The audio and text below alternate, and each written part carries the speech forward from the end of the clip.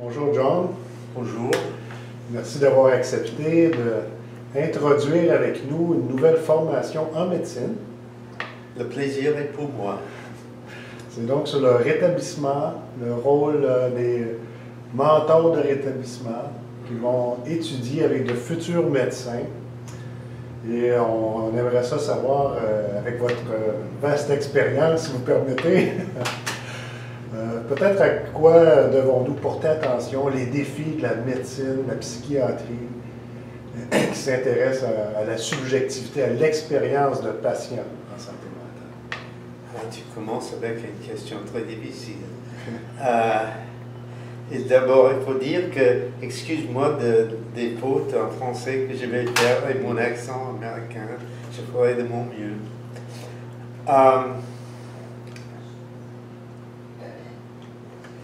Bon, oui, je pense que j'ai pas pensé avant. C'est une question formidable. Je dirais qu'il y en a deux problèmes. Il y a deux problèmes, surtout.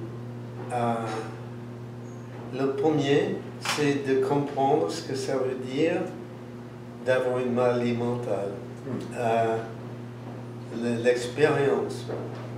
Et on n'est pas beaucoup aidé par nos idées, nos concepts. Et je vais dire, bon, disons sur les voies hallucinatoires, pour commencer. J'avais vu, fait des entretiens avec beaucoup de patients et soigné des patients atteints de schizophrénie ou d'autres maladies qui entendaient des voix hallucinatoire. Donc j'ai pensé que je savais plus ou moins de quoi il s'agissait.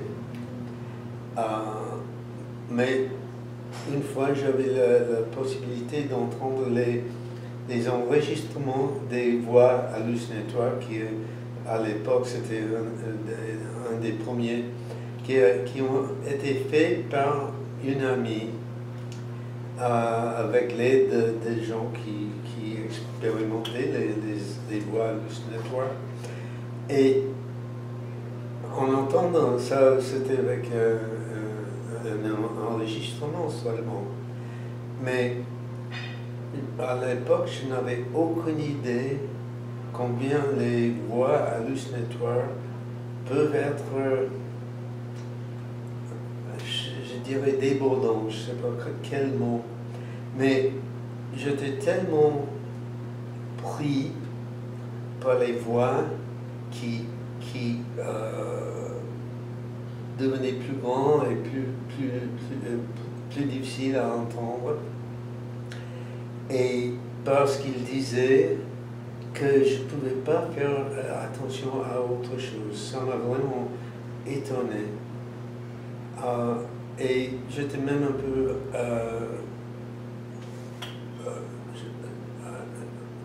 angoissé, oui un peu, furieux à mon ami qui a essayé de me parler parce que c'était comme si elle interrompait quelque chose que j'ai voulu entendre qui était vraiment important, je ne sais pas pourquoi. Donc après cette expérience, quand j'ai vu quelqu'un qui entendait des voix hallucinatoires, j'avais des idées complètement différentes. Au lieu de poser des questions, c'était un homme, c'est quelqu'un que tu connais, qu'est-ce qu'ils disent, des questions plus ou moins préfabriquées, on peut dire. Comme ça, la première chose que j'ai dit, je disais que c'était quelque chose comme « wow » ou bien « ça peut être très difficile ».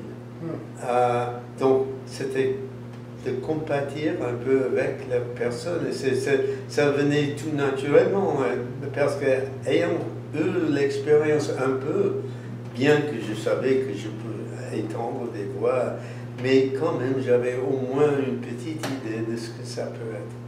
Donc, ça a changé complètement mon comportement avec des gens qui entendaient des voix. Et ça, c'était déjà... Nous avons déjà parlé un peu.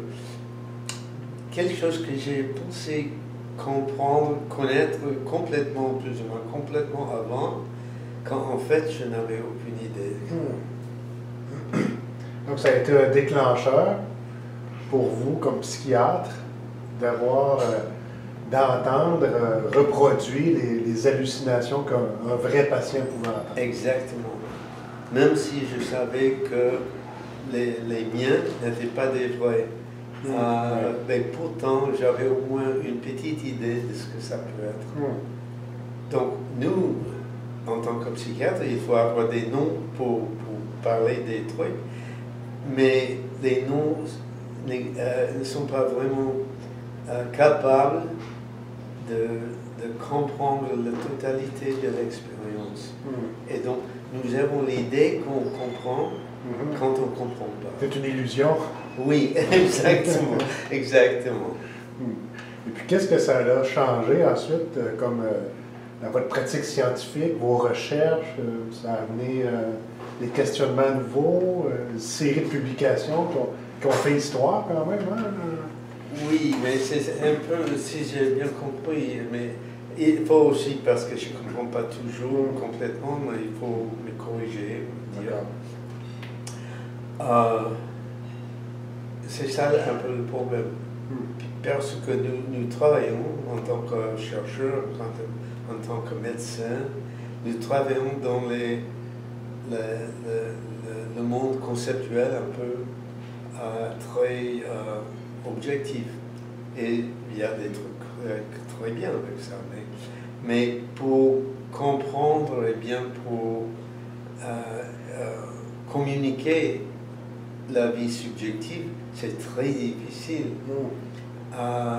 Donc, et pourtant, à mon avis, même si on ne réussit pas complètement de communiquer des expériences subjectives, c'est mieux que de faire mine que ça n'existe pas, que imaginer bon, ça c'est pas important parce qu'on ne peut pas le mesurer. Ça c'est bizarre, c'est pas la bonne science. Mais c'est difficile. Vous avez donc travaillé pour faire évoluer la science de la psychiatrie. Oui. En tentant d'intégrer un peu la subjectivité, des méthodes plus qualitatives, des histoires de vie des patients. Oui. Et c'est pour ça que l'article qui est sous presse, que je t'ai envoyé, ça commence avec une citation de Victor Hugo. Parce que c'est la littérature, même la musique, qui peut communiquer les sentiments, et la profondeur et le pouvoir des sentiments. Mais je cherche toujours parce que je crois aussi à la aux subjectivités, aux objectivités. Mais comment faire les deux? Et c'est ça, c'est un vrai problème. Et comment vous y prenez-vous? Êtes-vous artiste vous-même?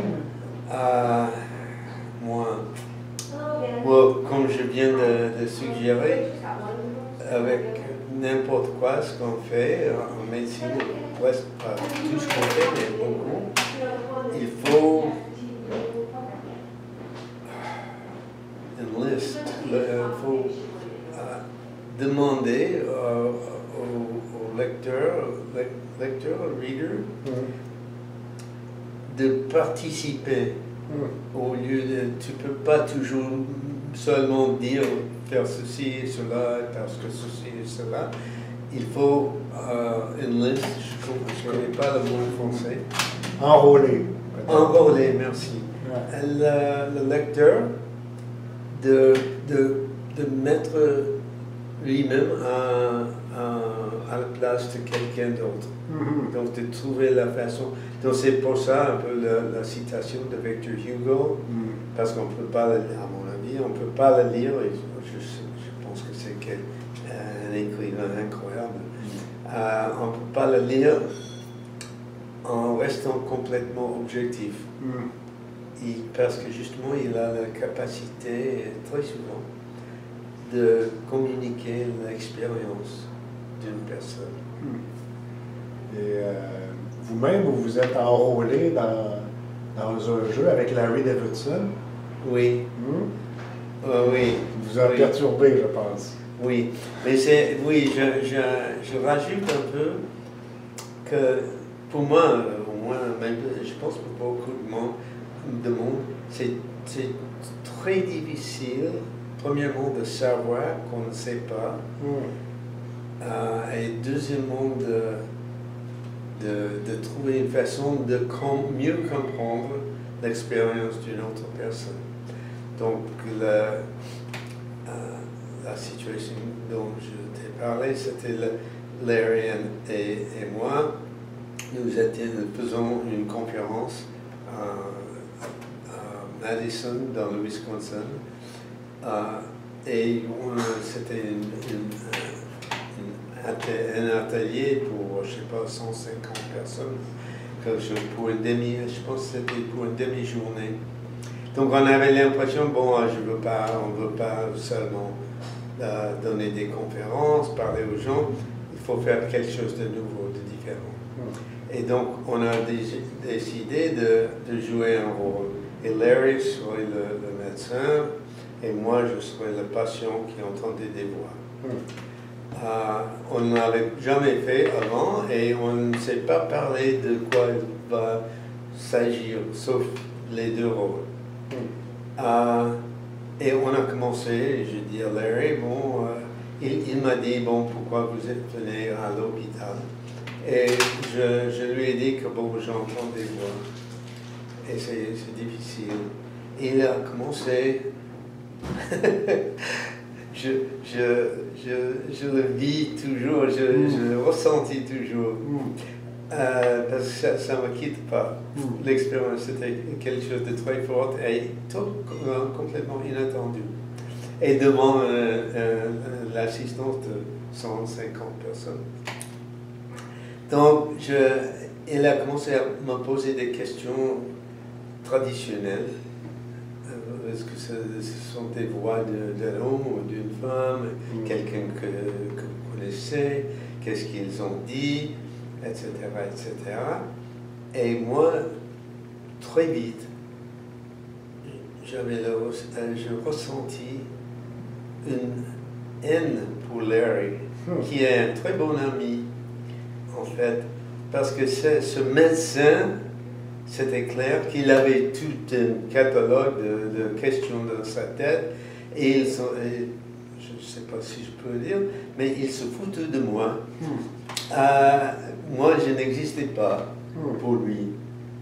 Et donc, j'étais tellement furieux parce que moi, j'avais ce problème de voix hallucinatoire et lui, il faisait quelque chose comme s'il était ailleurs. Donc, je me suis arrêté après, je ne sais pas combien, 4 minutes, parce que je ne pouvais plus le supporter.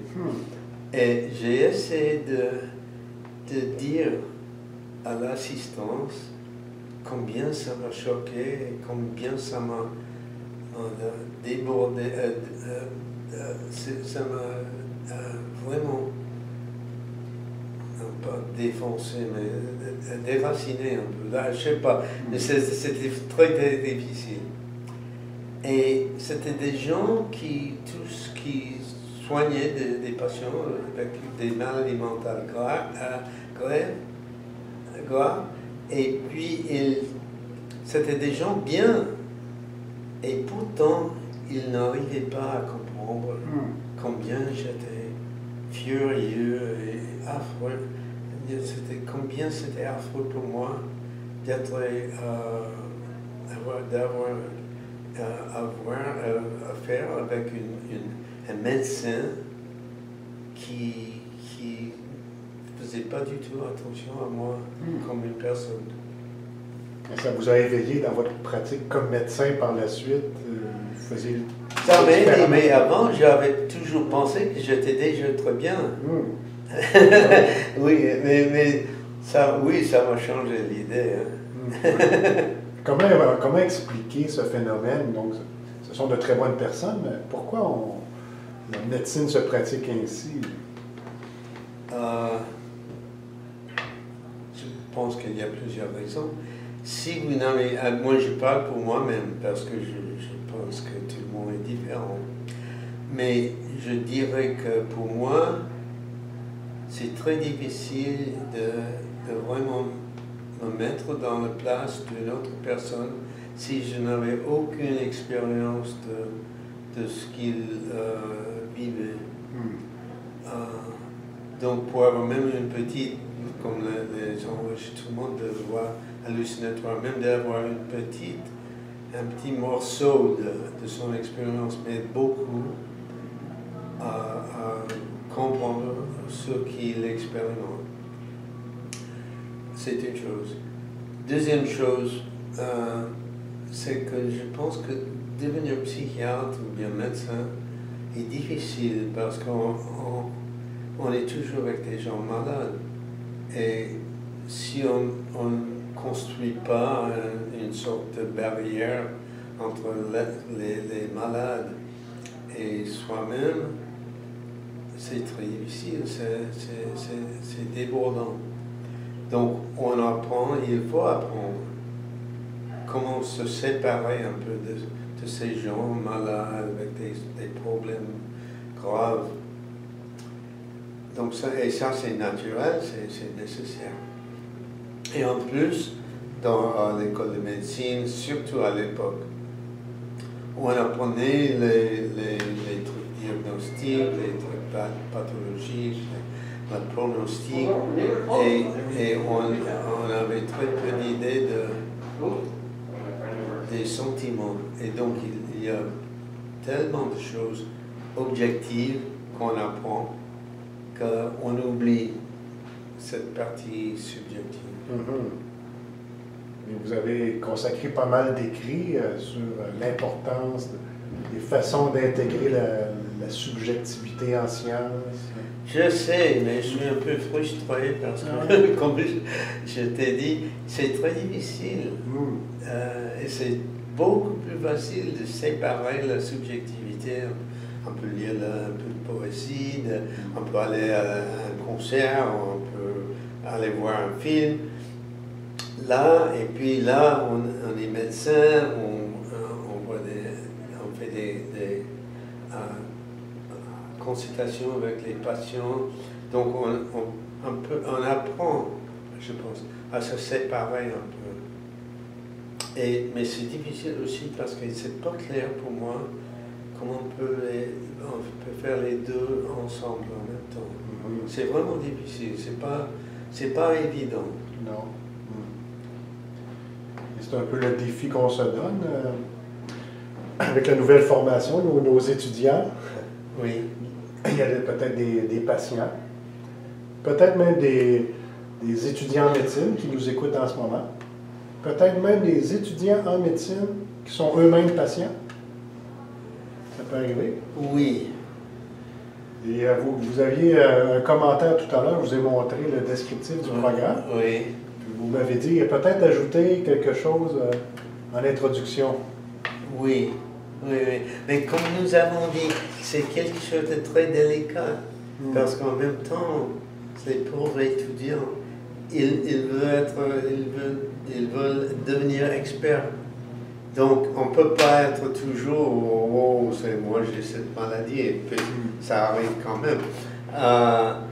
Où je suis débordé par un patient qui vient de mourir, ça arrive aussi. Donc, c'est toujours pour l'étudiant, et je pense que c'est très individuel. Pour l'étudiant, comment je peux garder mon sanité. Comment je peux être sain, ou bien rester capable de travailler, en même temps être un peu compatissant avec un patient. C'est très difficile. Et je pense que maintenant qu'on en parle, on n'en a jamais parlé. Quand moi j'étais étudiant en médecine, pas du tout. Donc il faut apprendre les symptômes et les signes de cardiologie, de pneumonologie, de n'importe quoi. Et ça prend déjà beaucoup de temps, beaucoup d'efforts. Et on n'a parlé jamais des problèmes subjectifs. Eh bien. Donc je pense que peut-être si on vous aide, et moi je dirais qu'une partie de ça, c'est de voir, de reconnaître que c'est difficile d'avoir les deux. Donc c'est pas parce que vous n'êtes pas très intelligent, c'est pas du tout. C'est une partie, ça fait partie du métier. Mais peut-être que c'est pas à la même personne de tout incarner non plus. Peut-être que dans une équipe, il peut y avoir certaines personnes plus responsables du côté objectif, qui peuvent se fier sur un collègue, un patient expert, peut-être, qui peut ensemble compléter. Donc un volet plus attentif au vécu, au subjectif. Oui, mais l'idéal, je pense que c'est avoir une personne qui peut faire les deux. Parce que ça vous enseigne vraiment faire les deux. Et comme je t'ai dit, maintenant on est beaucoup mieux qu'à mon époque. Et quand j'ai assisté au cours d'enseigner aux étudiants en médecine, parler aux patients, apprendre une histoire, faire tout ça, qu'on est mieux qu'avant parce que ça, on n'avait pas d'expérience, ou très peu d'expérience avec ça, quand j'étais étudiant en médecine.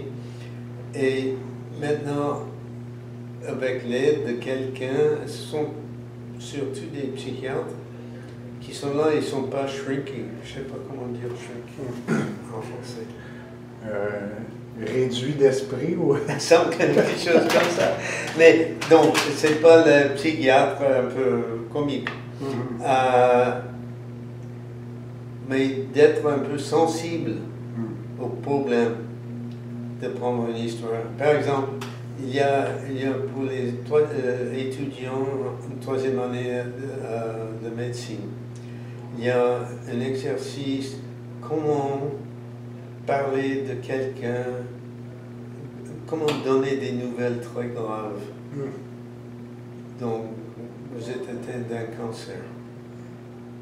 Et là, nous avons des patients qui sont vraiment des acteurs, des comédiens de l'école de théâtre. Et au début, avant de participer, moi j'ai pensé que bon, ça c'est vraiment bête, ça va servir à rien, mais j'avais complètement tort. Et en fait, c'était très émouvant, parce qu'on voit les étudiants, bon, vous êtes, bon, on a reçu les résultats de vos tests, et on voit que vous avez un cancer. Et le comédien qui joue le rôle de patient, il est là. Et on enseigne à l'étudiant en médecine de rien dire, à part avoir apporté les nouvelles. Parce qu'on a, en tant que médecin, on a toujours l'idée, oh bon, mais c'est pas grave, ou bien on peut faire beaucoup de choses. On veut parler parce qu'on n'a pas assez anxieux soi-même. Donc on apprend ça, et là on voit vraiment le rencontre entre le patient et l'étudiant. Et après, on peut s'arrêter quand on veut, mais on peut parler de qu'est-ce que ça fait d'apporter ces nouvelles. Et toujours sans être shrinky, tu sais, pas en tant que psychiatre, mais c'est seulement en tant qu'être humain, d'apporter des nouvelles comme ça et de voir pour cette personne, ça veut dire, par exemple, peut-être, ça dépend du cancer, mais c'est quelque chose de très grave et peut-être qui est mortel. Donc là, tu as vraiment quelque chose de très puissant. Ça, c'est dans l'exemple, vous prenez le cancer. Vous avez pris l'exemple du cancer. Oui. Mais la schizophrénie, hein, l'annonce d'un diagnostic de schizophrénie, peut-être pas mortel, Vous avez écrit un peu là-dessus aussi? Oui, c'est ce que j'ai. Moi, ça, déjà, il faut le dire, je ne suis pas complètement bête. Là, quand j'avais je voyais un patient atteint de schizophrénie et je lui dirais, bon, est-ce que vous connaissez votre diagnostic? Et le patient, par exemple, dirait, oui, c'est la schizophrénie. Et je dirais, parce que, après tout, peu à peu, j'apprends. Je dirais, est-ce que ça veut dire quoi pour vous? Et ça veut dire que j'aurais, bon, c'est ce qu'on dit, mais qui n'est pas vrai. Mais ça veut dire que moi j'aurai cette maladie toute ma vie. Il faut toujours prendre les médicaments et il y a beaucoup de choses que je ne peux jamais faire. Et comme moi j'ai fait pas mal de recherches dessus, je dirais, oui, je sais bien qu'il y a beaucoup de gens qui disent ça et qui croient ça, mais je sais parce que j'ai fait beaucoup de recherches qu'ils ont tort. Et je sais qu'il y a beaucoup de gens qui le croient, mais ils ont tort. Et je vous dirais qu'il y a des gens qui deviennent mieux. Et il y a des gens qui après quelques temps, ils peuvent tout faire. Et c'est un peu la faute des médecins qui enseignent des trucs comme ça qui ne sont pas vrais. Donc ça me fait plaisir. Surtout, vous l'avez un peu découvert dans les années 70, une série d'articles qui ont fait un peu date. Oui. Études longitudinales. Parlez-nous-en un peu, l'hypothèse de départ, c'était quand même, à l'époque, assez contre-intuitif. Là. Oui, mais il y a aussi des gens qui le disent toujours, les médecins, les psychiatres. Même si ça aurait été en France, j'avais des problèmes avec quelqu'un, un célèbre professeur, qui disait aux étudiants justement ça. Et je ne savais quoi dire, puisqu'on n'a pas lui dire quelque chose quand même. Oui, mais là, je suis sûr. Et il y a, depuis nous, que nous avons fait nos recherches, il y a, je dirais, presque une centaine, peut-être plus de recherches où on constatait exactement ce que nous avons trouvé, qu'il y a beaucoup de gens qui vont beaucoup mieux. Et il y en a comme, même des gens qui n'ont plus de signes ou de problèmes de maladie.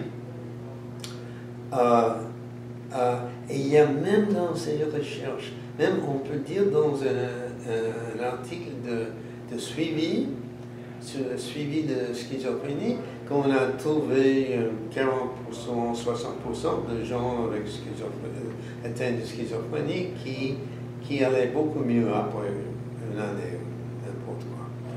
Et ils ont quand même, dans les conclusions, ils ont dit que c'est une maladie qui guérit jamais. Donc, c'est une façon de penser qui continue malgré toutes les évidences que c'est pas vrai. Puis donc, vous avez constaté, vous vous attendiez peut-être à confirmer que les gens, c'était à vie. C'est ce que vous avez appris à l'école de médecine. Oui.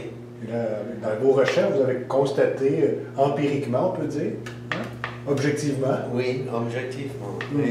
Et c'est en fait, malgré que j'avais eu beaucoup de cours sur les sciences avant, c'était là, dans les recherches là, avec un biostatisticien formidable, John Bartko, j'ai appris vraiment l'importance d'être capable de mesurer quelque chose.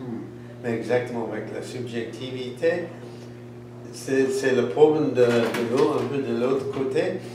Avec la subjectivité, ce qu'on fait en tant que scientifique, on ne dit jamais, mais ce qu'on fait, c'est on dit, bon, on ne peut pas le mesurer, donc on va faire mine que ça n'existe pas. Et ça, c'est bête aussi, c'est pas de la vraie science. Donc il y a des trucs, des choses, des expériences subjectives qui peut-être on ne peut jamais mesurer, je ne suis pas sûr, mais qui existent et qui sont importants. À mon avis, être un vrai scientifique, en médecine, mais surtout en psychiatrie, il faut faire attention aux choses objectives et aux choses subjectives. C'est dur. Oui. Comment l'enseigner aux étudiants en médecine? Donc, je pense qu'avec le role-playing, jeu de rôle, c'est une chose qu'on peut faire. Et je pense que c'est une chose assez puissante, très bien. Mais aussi de parler souvent des deux et de dire, à mon avis, de dire qu'il y a ces deux domaines et il faut faire attention aux deux. Et tous les deux sont importants. Et donc, quand on est avec un étudiant ou même un interne, vous pouvez dire, je vais vous parler de quelque chose, qu'il y a les deux. Et vous avez parlé des résultats des tests, et ça c'est important. Mais est-ce qu'il n'y a pas de partie subjective aussi? Et c'était bien, il y avait 3 l'année passée. Je faisais partie, j'étais intervenant dans un cours pour les internes en psychiatrie où il y avait trois intervenants. Et il y avait une qui a parlé de la médecine qu'il fallait pour le patient et c'était une intervention très importante et très bien. Et un autre a parlé du système nerveux et comment on peut avoir des symptômes, de tels symptômes. Qu'est-ce que ça peut dire du cerveau, par exemple. Et moi, j'ai dit, mais qu'est-ce que vous avez vu ici? C'était bien d'être au 3e.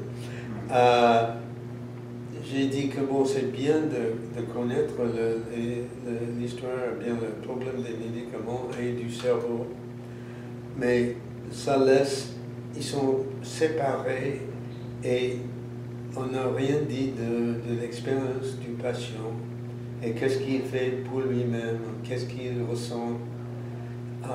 Donc, pour les mettre ensemble, à mon avis, il faut aussi construire une histoire. Une histoire où on peut mettre tout dedans. Et c'est pas une solution toute seule. À mon avis, il n'y a pas de solution toute seule. Mais là, c'est une façon de mettre tout ensemble en tant qu'hypothèse, pour voir qu'il avait une enfance difficile, bien il a cherché de survivre avec des problèmes énormes. Et bon, et donc les médicaments dont on s'est servi ont aidé pour ceci, mais pas pour cela. Donc, et c'est pas comme dans le temps avec la psychanalyse, quand j'avais ma formation, c'était dans l'ère psychanalytique. Et là, on avait des histoires, mais c'était de la vérité, toujours. Donc, il y a toujours ce problème de mettre ensemble. Donc, on peut faire construire une histoire, mais il faut savoir que c'est une hypothèse. Et on peut avoir d'autres hypothèses, d'autres histoires. Mais on ne peut pas, à mon avis, on ne peut pas comprendre le problème sans avoir une histoire. Oui. Puis comprendre ce que les gens font par eux-mêmes aussi. Exactement. Est-ce qu'il n'y a pas un peu une sagesse, même une science peut-être en émergence, de comprendre ce que les gens font au quotidien pour aller mieux? Oui, oui. Mais à mon avis, comme tu le sais déjà, je pense que la psychiatrie, qu'il faut être une science humaine. Oui. Qu'il faut mettre ensemble les idées de science et les idées d'humanité, ça, y compris la subjectivité. Et pourquoi particulièrement en psychiatrie?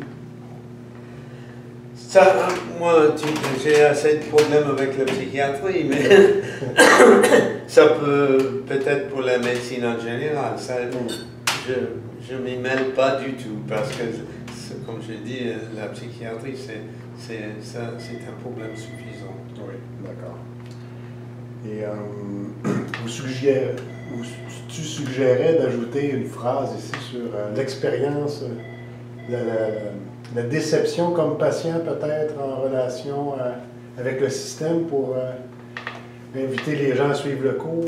Oui, et tu auras des problèmes, comme moi, avec les articles scientifiques. Oui. Comme je ne sais pas si je l'ai dit, mais l'article que je t'ai envoyé, ça a été rejeté par une revue psychiatrique.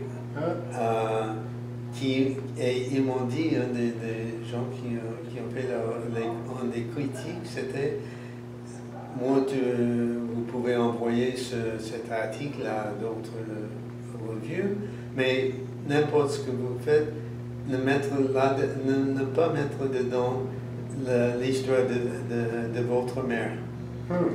Parce que c'est un peu les mêmes idées, c'est trop subjectif. Donc peut-être toi aussi tu aurais des problèmes.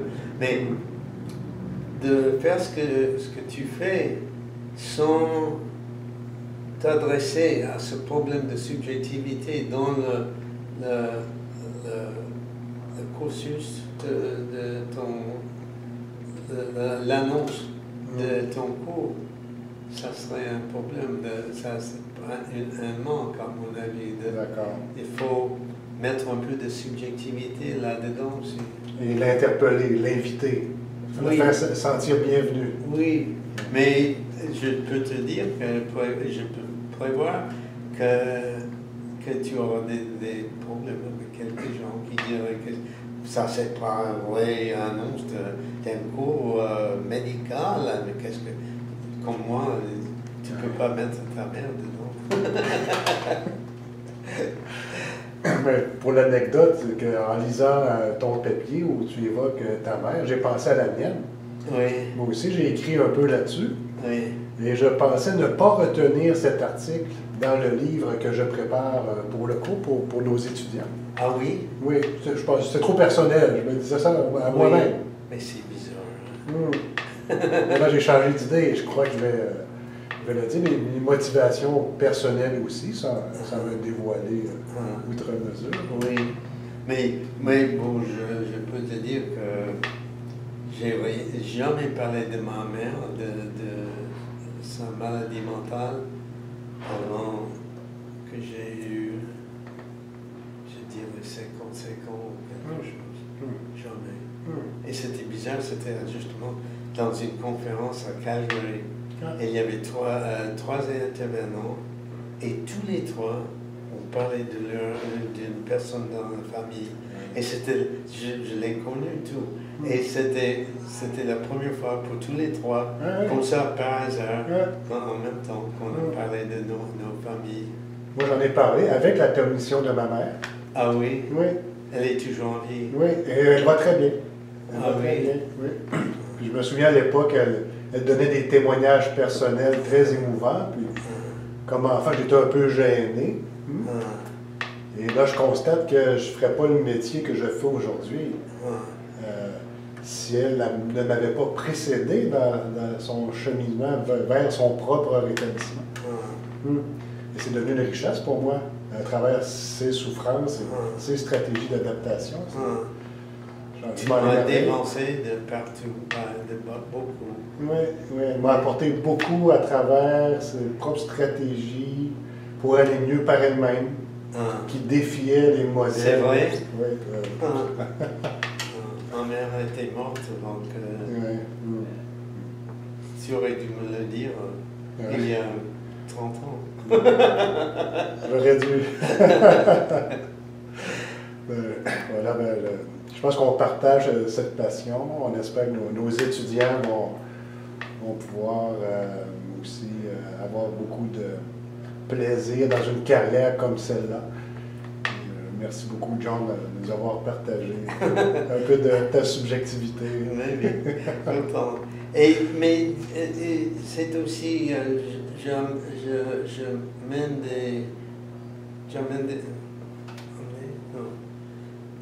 j'anime des ateliers d'écriture pour les gens qui travaillent avec les patients. Ça peut être des professeurs, des patients ou n'importe qui. Et c'est comment écrire de façon créative sur le travail qu'on fait, ou bien les expériences cliniques. Et pour les ateliers, et ça j'ai fait depuis 20 ans. Et pour ça, je trouve que j'ai découvert quelque chose d'inattendu, que les gens sont vraiment différents les uns des autres. Mais c'est beaucoup plus vrai que je ne savais pas. Et c'était vraiment bizarre, mais c'est un peu honteux. Mais, et donc tout le monde a des expériences différentes et ils s'expriment de façon différente. Ils voient le monde de façon différente. Chaque personne. Il n'y a pas deux qui sont exactement pareils. C'est vraiment bizarre. C'est pas bizarre.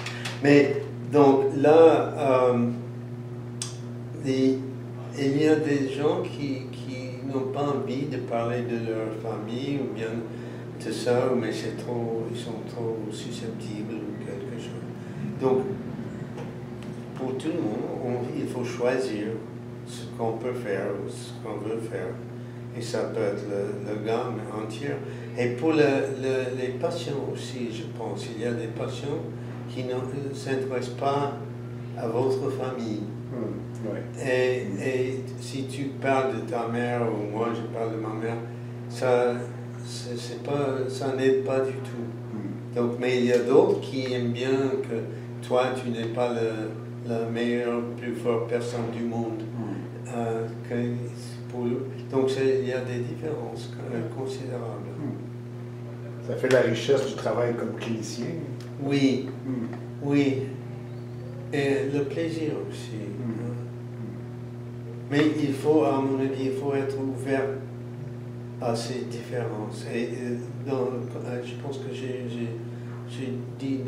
écrit dans l'article qu'il faut trouver une façon qui te convient pour être ouvert d'apprendre. Le problème, si tu penses que tu connais d'avance, donc c'est un schizophrène, donc il a ceci, cela, tu auras sûrement tort. Et tu ne seras pas un bon clinicien. Et moi, pour moi, ça devrait faire partie de la recherche aussi. Mais ça, c'est plus complexe. Merci encore une fois. C'est un beau message de retenue et va nous permettre de poursuivre notre réflexion dans l'équipe. Oui.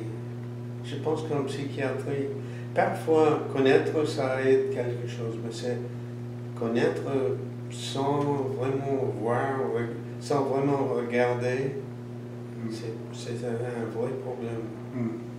Je pense que j'ai écrit dans un article, peut-être celui-là, que j'aime beaucoup Yogi Berra, que you can see a lot by just looking. Et c'est tellement vrai. Heureusement aussi, it's not over till it's over. Oui, aussi. Pour cet entretien, it's over. OK. Merci encore une fois. À bientôt. Merci à toi.